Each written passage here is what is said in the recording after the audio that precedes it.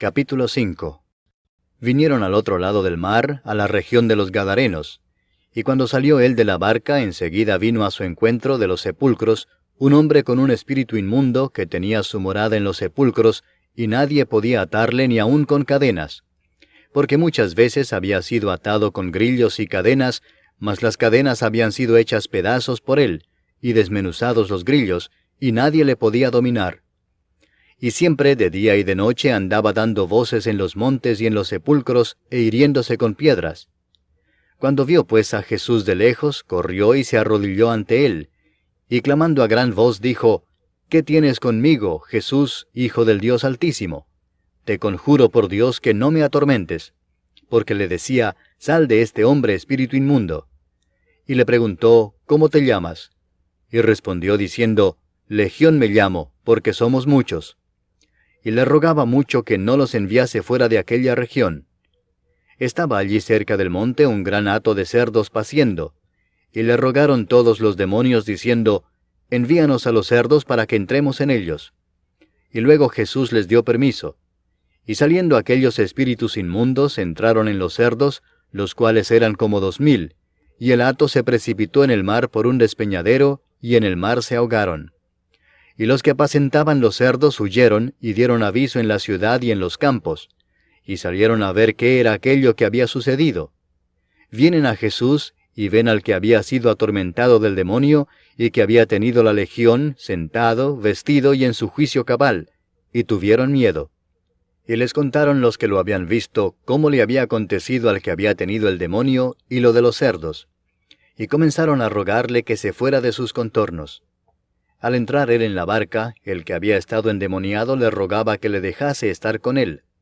Mas Jesús no se lo permitió, sino que le dijo: Vete a tu casa, a los tuyos, y cuéntales cuán grandes cosas el Señor ha hecho contigo, y cómo ha tenido misericordia de ti. Y se fue y comenzó a publicar en Decápolis cuán grandes cosas había hecho Jesús con él, y todos se maravillaban. Pasando otra vez Jesús en una barca a la otra orilla, se reunió alrededor de él una gran multitud, y él estaba junto al mar. Y vino uno de los principales de la sinagoga, llamado Jairo, y luego que le vio se postró a sus pies y le rogaba mucho, diciendo: Mi hija está agonizando. Ven y pon las manos sobre ella para que sea salva y vivirá. Fue pues con él, y le seguía una gran multitud y le apretaban.